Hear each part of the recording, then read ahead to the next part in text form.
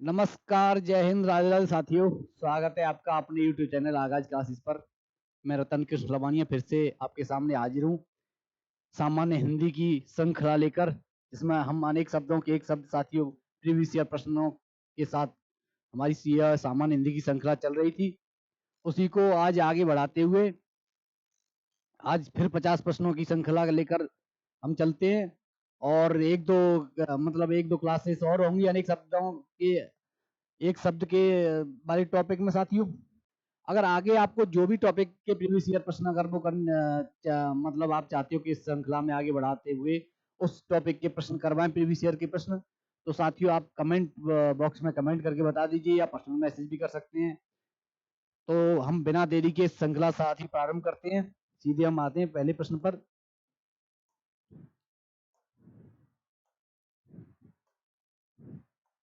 तो ये है आपके सामने आपका आज का पहला प्रश्न। जिसे ईश्वर में विश्वास है वो साथियों सबको पता है कि आस्तिक होता है। दूसरे प्रश्न पर आते हैं। जो व्याकरण की अच्छी तरह जानता हो या जो व्याकरण को अच्छी तरह जानता हो उसे साथियों वैयाकरण।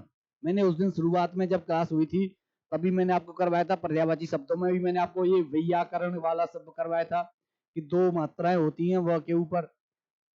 इसके आगे जैसे हम बढ़ेंगे तो आप देखो वही सेम वही है, व्याकरण के ज्ञाता को साथियों वैयाकरण बोलते हैं।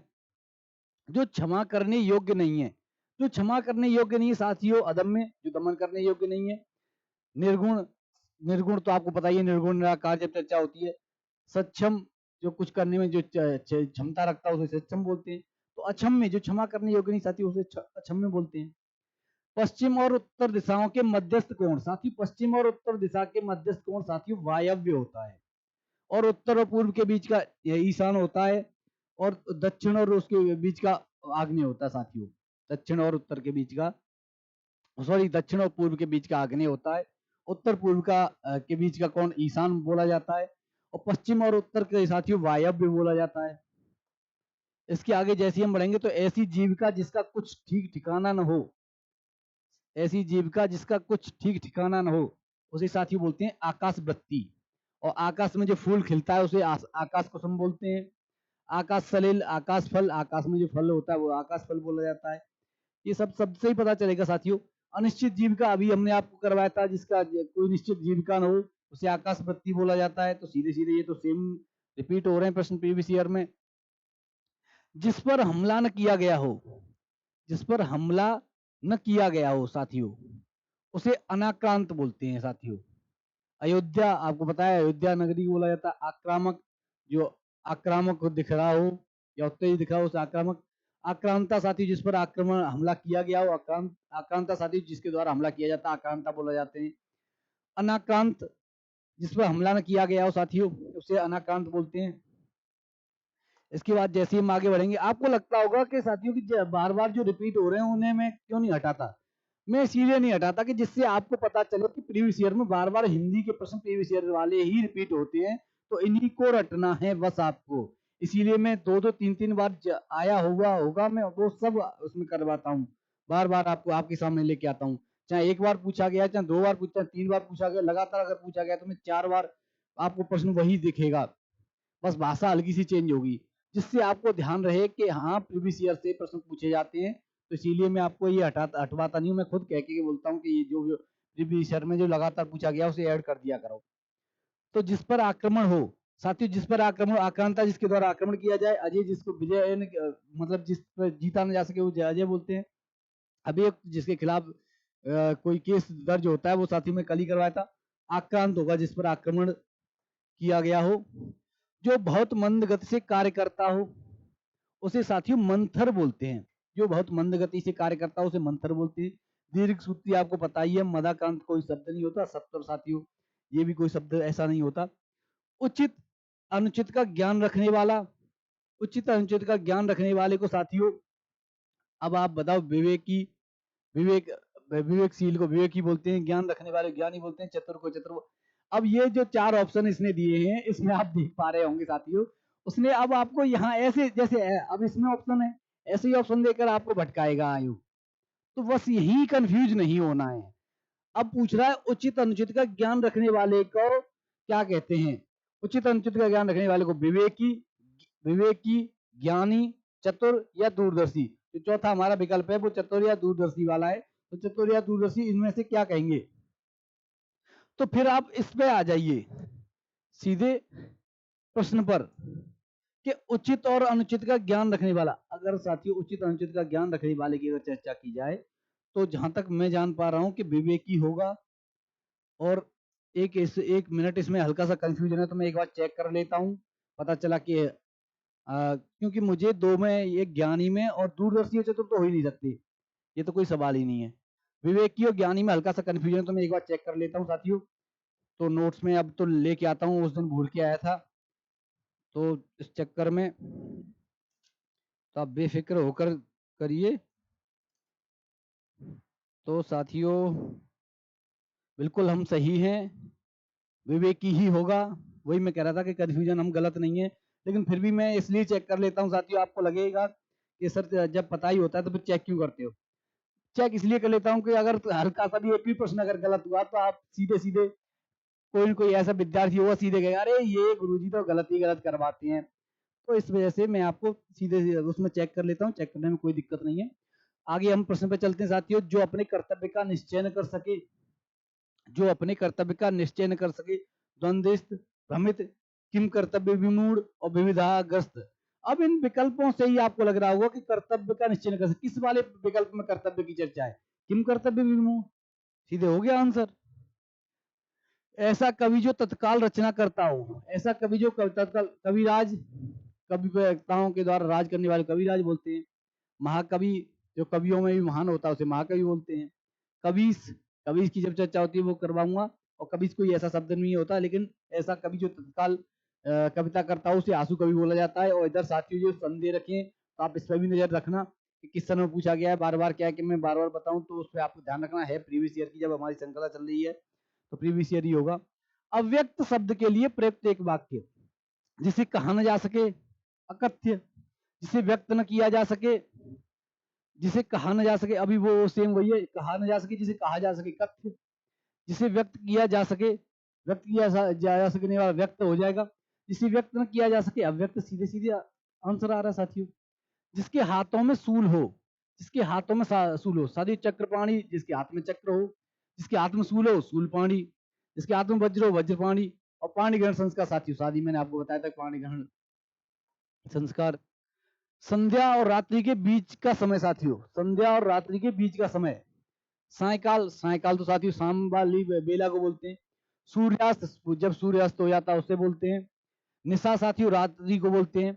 लेकिन पूछ रहा है संध्या, शाम और रात्रि, शाम और रात्रि के बीच में जो संगम होता है वो साथी गोधूली बोला जाता है, गोधूली बेला बोली जाती है। और इसका गोधूली नाम इसलिए पड़ा कि जो समय जब गायें चरने के लिए जाती थी, आर्य संस्कृति में भी जब गायें पूरे दिन चर के या मतलब घास चरना ही बोलते हैं साथियों, घास चर के जब वापस आती थी शाम को, शाम होने के बाद दिन हल्के से जैसे होता है, दिन पूरी तरह छुपा भी नहीं, मतलब सूर्यास्त पूरी तरह हुआ भी नहीं और मतलब दिन भी नहीं है, तो उसे गोधूली वेला बोली जाती है। क्योंकि उस समय गाय वापस आती थी, तो जब गाय वापस आती थी तो उनसे धूल उड़ती थी, इसीलिए उस बेला को या उस समय को गोधूली बोला गया साथियों।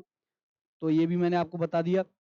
जो सब कुछ जानता है, सब कुछ जानने वाला साथी सर्वज्ञ होगा, इसमें तो कोई वो नहीं है। अकथनीय, जिसका खंडन न हो सके अखंडनीय। जो घोर या भीषण हो तो साथी उसे तो भीषण बोल दो या कुछ भी बोल दो। आप घोर भी बोल सकते हैं, भीषण भीषण भी बोल सकते हैं। दुर्दांत जैसे होता है तो दुर्दांत भी लगभग लगभग इसी में आ जाएगा। जिसके बारे में कुछ न कहा जा सके, जो तर्क से सिद्ध न हो। तो साथी सीधे सीधे एक ही विकल्प में सीधे सीधे आपको दिखाई देगा कि विकल्प से आंसर क्या है। बिना पलक गिराए, अब साथियों बिना पलक गिराए अच्युत से च्युत न किया जा सके, अति स्वर्ण, अदृष्ट दिखाई न दे। अब सीधे सीधे अनिमेष, बिना पलक गिराए, ये वाला आंसर होगा हमारा। इससे आगे जैसे ही हम बढ़ेंगे साथियों तो बिना पलक झपकाए वो सेम वही आ गया। अनिमेष आप ढूंढ लीजिए, बिना पलक झपकाए।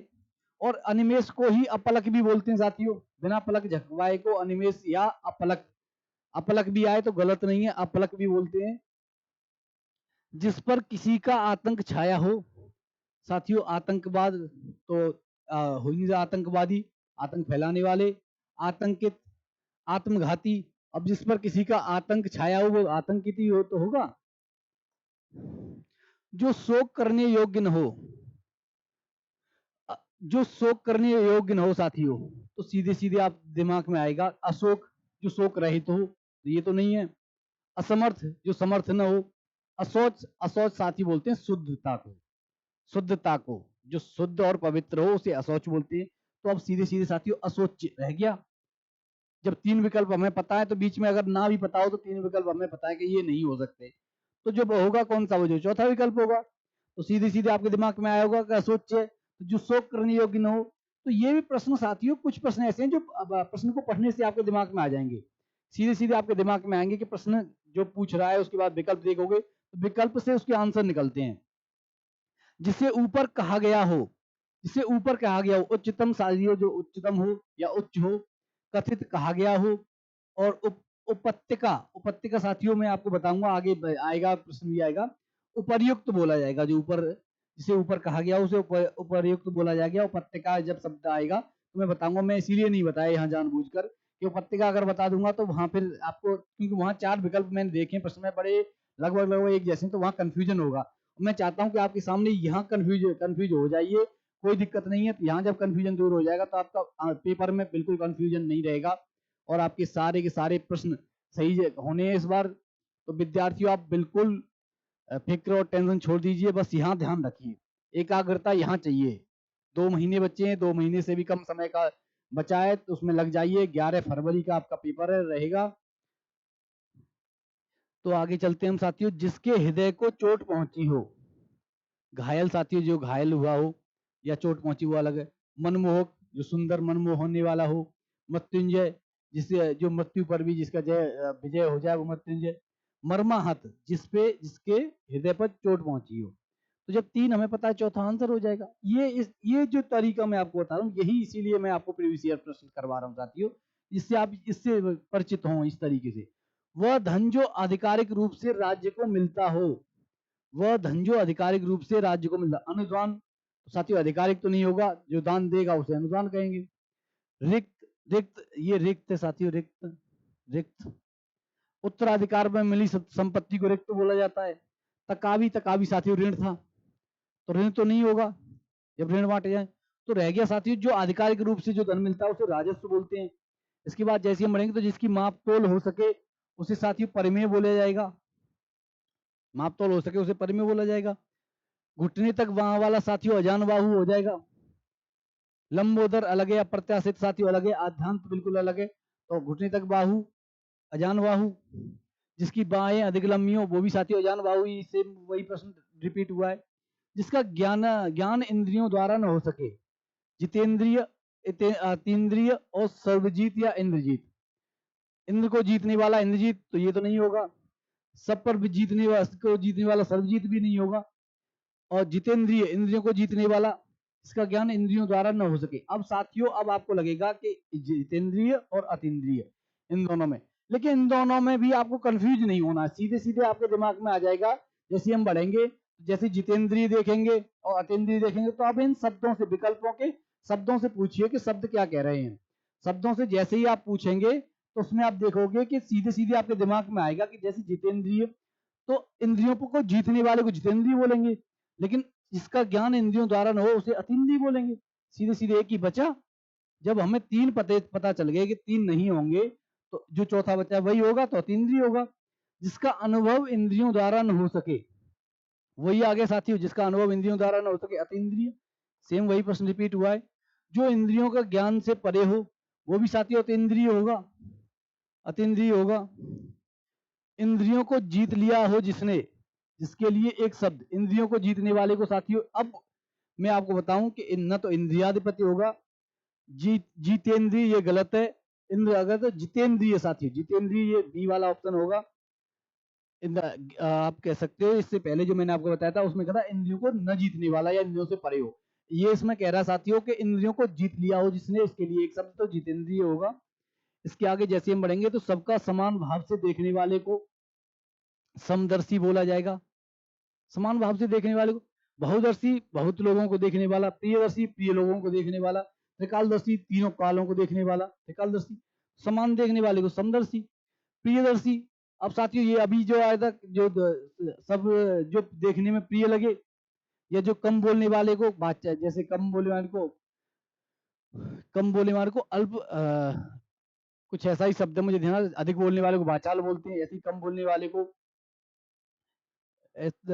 मुझे शब्द ध्यान नहीं आ रहा, बड़ा अच्छा शब्द है, तो मैं आपको करवाऊंगा, जैसे ही ध्यान आएगा मैं अभी बता दूंगा। सबको समान भाव से देखने वाले को साथियों समदर्शी हो गया। जो प्रिय बोलता हो प्रियमवद, जो देखने में प्रिय लगे वो साथी प्रियदर्शी हो गया, जो देखने में प्रिय लगे।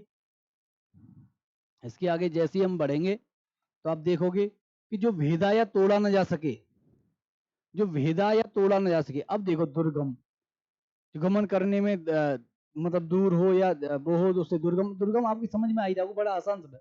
दुर्जय, जो विजय, जिस पर मतलब दूर हो, जिस पर विजय न की जा सके, ये भी हो सकता है। असंभव आपको पता ही है, तो सीधे से जो भेदा न जा सके अभेद्य होगा। ये तो इतने आसान आसान आ रहे। प्रिय वचन बोलने वाली स्त्री प्रियमवदा, प्रिय वचन बोलने मैंने बता, प्रेयसी प्रेम करने वाली, मधुरवासी मधुर बोलने वाली, प्राण प्राणों से जो प्रिय हो उसे प्राण प्रिया। जिसके पार न देखा जा सके साथियों अपारदर्शी, पार देखा जा सके पारदर्शी, समान देखने वाले को समानदर्शी, त्रिकाल तीनों कालों को देखने वाले को त्रिकालदर्शी। अब वही आ गया पारदर्शी, जिसके आर पार देखा जा सके, जिसके आर पार देखा जा सके, सी वाला ऑप्शन होगा हमारा साथी। बड़े इस बार आज की क्लास में मुझे लग रहा है आज के 50 प्रश्नों में तो पूरे सभी के सभी आसान नहीं थे, कुछ कंफ्यूजन और कुछ नहीं था।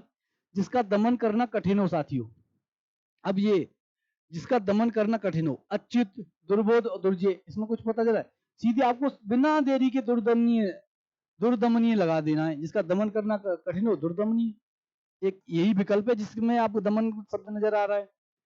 अन्य से संबंध रखने वाला, अन्यत्र, अन्य, अन्योन संबंधी, अन्योन्याश्रित, अन्यों पर अन्य पर आश्रित होने वाले को अन्योन्याश्रित। अनन्य मतलब अन्यों से बिल्कुल अलग ही है, किसी से अन्य हो।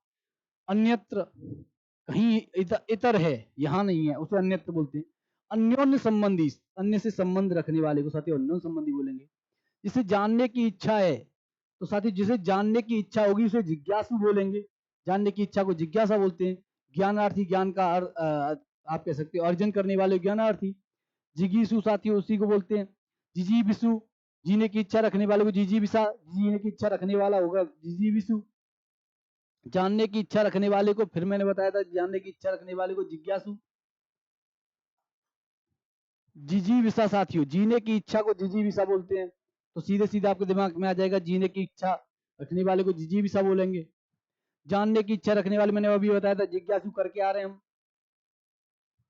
जीतने की इच्छा रखने वाले को साथियों कल की क्लास में करवाया था, इससे पहली क्लास में मैंने विस्तार से करवाया था।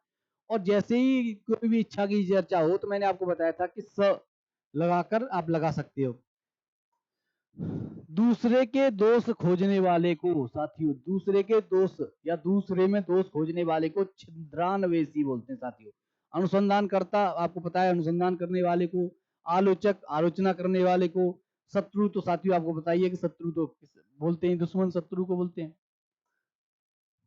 जो ढका न हो, जो ढका न हो साथियों, अनावर्त, अनावृत्ति, अनावृष्टि। साथियों अनाव्रत, अनाव्रत वाले को ये ढका न हो, अनाव्रत बोलते हैं इसे। कही हुई बात को बार बार कहना, कही हुई बात को बार बार कहना साथियों कथित। आप बिल्कुल कहावत, कहावत भी साथियों नहीं होगी, कटवासी नहीं। कही हुई बात को बार बार कहना पुनरुक्ति। सीधी सीधी आपके दिमाग में आ गया होगा साथियों। जैसे ही हम आगे बढ़ेंगे तो आप देखोगे कि पुनरुक्ति की चर्चा होगी।